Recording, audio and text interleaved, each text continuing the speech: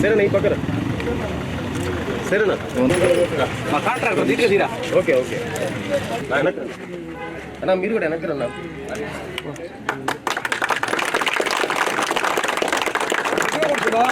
Sir sir sir sir అట్టే ఉన్నాను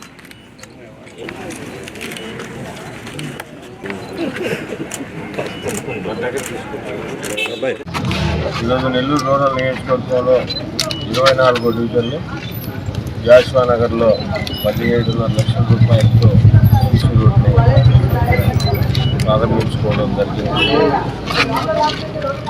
శాసనసభ్యులు శివరెడ్డి గారు గతంలో చెప్పినట్టు విధంగా రాబో 60 రోజుల్లో కూడా కూటమి మహిళా నాయకురాలు చేసినట్టుగా నెల్లూరు నియోజకవర్గంలో ఈ 60 రోజుల్లో ఏ సంస్థాపన ఏ ప్రారంభోత్సవం జరిగిన మహిళలు చేసినట్టుగా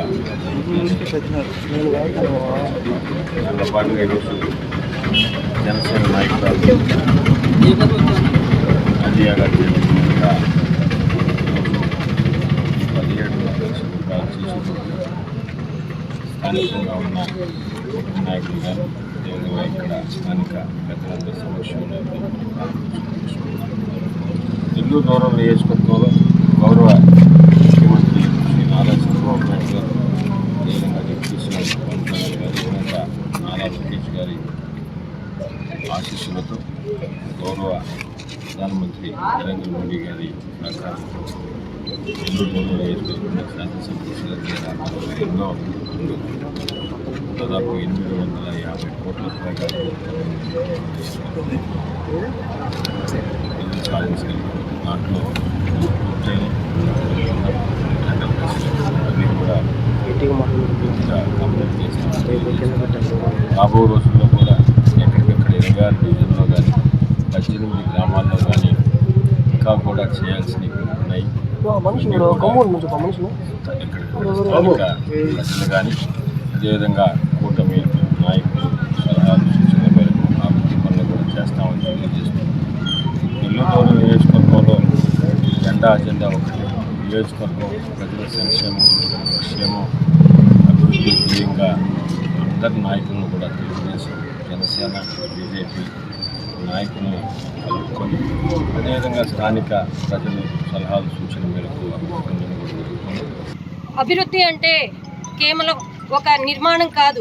అభివృద్ధి అంటే ప్రజల జీవన శైలిని మార్చే విధంగా ఉండాలి అని చెప్పి మన రూరల్ ఎమ్మెల్యే గారు శ్రీధర్ అన్న గారు అనునిత్యం ప్రతిక్షణం ప్రజల కోసమే నేను పనిచేస్తాను అన్న విధంగా ఈరోజు ఈ అభివృద్ధి కార్యక్రమాలు మనం ఎన్నో చూస్తున్నాము.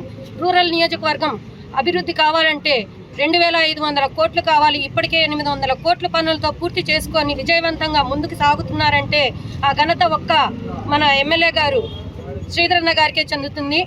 ఇక్కడ ప్రజలు ఎంతో అదృష్టం చేసుకొని ఉన్నారు కాబట్టే ఇటువంటి నాయకులు మరొక 30 ఏళ్ళైనా మడమ తిప్పని నాయకులుగా ముందుకు సాగే విధంగా ఈరోజు ఈ అభివృద్ధి పనులు నిలవెత్తు నిదర్శనంగా కనిపిస్తున్నాయి. రోడ్లు, డ్రైనేజ్ వ్యవస్థ, అదేవిధంగా తాగునీరు, అదేవిధంగా విద్యా వైద్య రంగాల్లో ఎక్కడా రాజీ లేని రాజకీయం చేస్తున్న వ్యక్తి ఎవరైనా ఉన్నారంటే మన శ్రీధరన్న గారేను.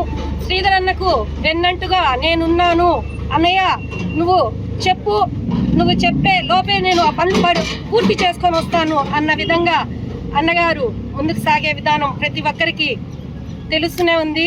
ఈరోజు ఈ రూరల్ ప్రజలు ఎప్పటికీ మర్చిపోని విధంగా ఎవరన్నా నాయకులు చిరస్థాయిగా నిలబడి ఉంటారంటే అది మన శ్రీధరన్న గిరిధరన్న మాత్రమే.